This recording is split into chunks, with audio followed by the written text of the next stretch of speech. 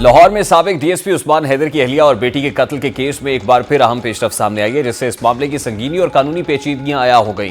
जैसा कि इब्तदाई तफ्तीश में यह बात सामने आई थी कि उस्मान हैदर ने घरेलू नाचाकी और जाती तनाज़ात की बुनियाद पर अपनी बीवी और बेटी को कत्ल किया और बाद में तहकीकात के दौरान उसने अपने इस वहशियाना फेल का एतराफ़ भी किया। ताहम एतराफ़ जुर्म के बावजूद अदालती कार्रवाई के लिए केस की मजबूती बरकरार रखना लाजमी था, क्योंकि अदालती निज़ाम में सिर्फ मुल्ज़िम के बयान पर कार्रवाई करना काफ़ी नहीं होता, बल्कि शवाहिद की बुनियाद पर कानूनी सबूत फराहम करना लाजमी करार दिया गया है। हैरानकुन बात यह है कि मकतूला ख़वातीन की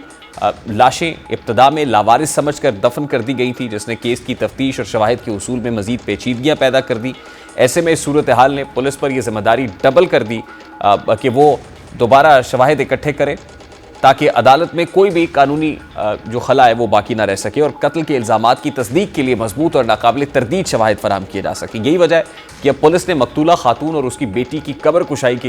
के लिए दोबारा पोस्टमार्टम के लिए जिस्मानी नमूने हासिल कर लिए, जो अदालती कार्रवाई में कलीदी हैसियत रखते हैं। ये शवाहिद न सिर्फ मकतूलीन के कत्ल की तस्दीक करेंगे, बल्कि उस्मान हैदर के एतराफ़ जुर्म को भी मजबूत कानूनी बुनियाद फराहम करेंगे। ये हकीकत है कि एक तरफ उस्मान हैदर के एतराफ़ ने अदालत में सज़ा के इम्कान को यकीनी हद तक बढ़ा दिया है, तो दूसरी तरफ कब्र कुशाई और पोस्टमार्टम के जरिए हासिल शुदा शवाहिद इस केस में आखिरी और फैसला कुन सबूत के तौर पर काम करेंगे। पुलिस के मुताबिक मकतूला खातून की बहन को मुकदमे का मुद्दई बनाया गया है और लाशें मुद्दइया के हवाले कर दी गई हैं, जबकि तदफीन उच्च शरीफ में की जाएगी। आइंदा पोस्टमार्टम रिपोर्ट्स की रोशनी में कानूनी कार्रवाई मुकम्मल की जाएगी और जो अदालती फैसले में मरकजी किरदार अदा करेगी। मजमूई तौर पर यह केस घरेलू नाचाकी और घरेलू जराइम की संगीनी को उजागर करता है और अदालत के सामने मजबूत शवाहिद के बगैर किसी भी जुर्म की सजा मुमकिन नहीं होती। यहाँ कब्र कुशाई और जिस्मानी नमूनों का हुसूल अदालत के लिए फैसला कुन शवाहिद फराहम कर अहम कदम साबित होगा और उम्मीद है कि मुल्ज़िम करार वाकई अंजाम को पहुंचेगा। अभी एक ब्रेक लेंगे और ब्रेक के बाद जब वापस आएंगे तो सोने और चांदी की कीमतें आसमान को